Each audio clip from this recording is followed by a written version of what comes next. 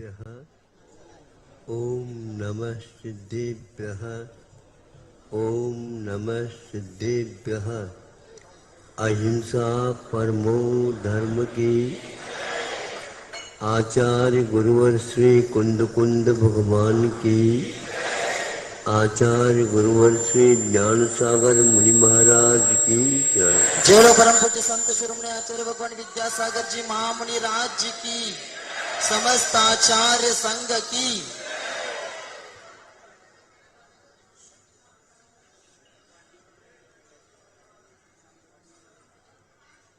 आत्मा के स्वरूप के बारे में हम इस उदाहरण से समझ सकते हैं।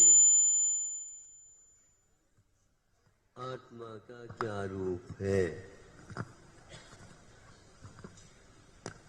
ऋषिवनाथ भगवान का समोचरण जब लगा 12 योजन में लगा, इस प्रकार धीरे धीरे काल के अनुसार इस नाप तोल में अंतर होता गया। 500 धनुष उनकी काय 12 योजन में फैला समोचरण में व्यवस्थित हो गया। धीरे धीरे आयु की कमी होती गई और उसके साथ साथ काया में भी कमी होती चली गई। वैसे वैसे उनके समोचरण की रचना में भी कमी होती गई है।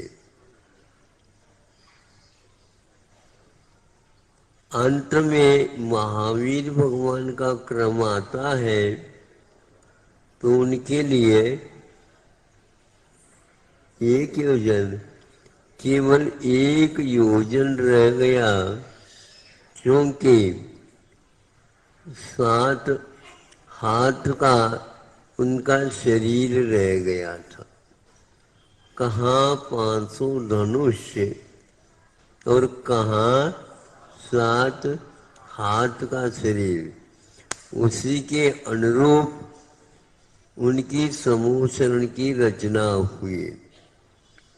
खूबी तो यह है उनकी 500 योजन की काया है तो बहुत दूर तक देखते होंगे।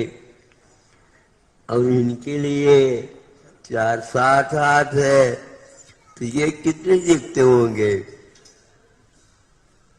देखने में कोई कमी नहीं। आप भी बैठे, आपके गोद में लड़का भी बैठा है, आप भी अपनी बड़ी बड़ी आंखों से देख रहे हैं और वह लड़का भी अपनी आंखों से देख रहा। सामने पिताजी खड़े, माँ को थोड़ा सा देर लगा लेकिन लड़के ने तो पिताजी आई छोड़ दो कहने लगा। तब देखते हैं माँ इसको भी अच्छी दिखती है। तो हमने ये समझा कि महावीर भगवान भले ही काया से छोटे हो, बुद्धि से तो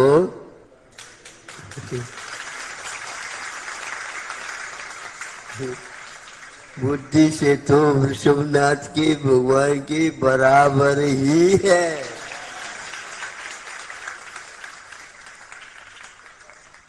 इसी प्रकार आपको भी समझना है, भगवान कोई भी हो समान जब है देखने जानने की अपेक्षा से, तो आत्मा में भी वही प्रदेश 5 एक लोक के असंख्यात में भाग प्रमाण असंख्यात प्रदेश ही उनमें है। खसखस के दाने में रहने के बराबर एक जीव है, उसमें भी है संकोच विस्तार। संकोच विस्तार भले ही होता हो इसलिए आप जब भगवान सभी दोनों समान हो गए तो आप क्यों चिल्ला रहे हो मैं बड़ा हूं, तुम बड़े हो, ये छोटा है, इसको कुछ आता है ही नहीं, माथा तो इसका बहुत बड़ा दिखता है, जानने में इसको आता ही नहीं। ये सारे के सारे विकल्प छोड़ करके प्रत्येक जीव के प्रति आपका व्यवहार इस दृष्टि से होना चाहिए। बहुत दूर से आए हो, कुछ ले करके जाओ।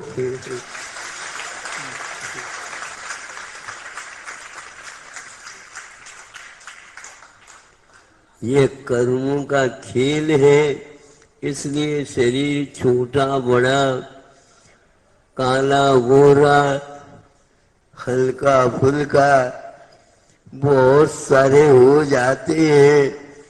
तुम तो आत्मा में कोई कम बड़पना नहीं है, सब एक से है।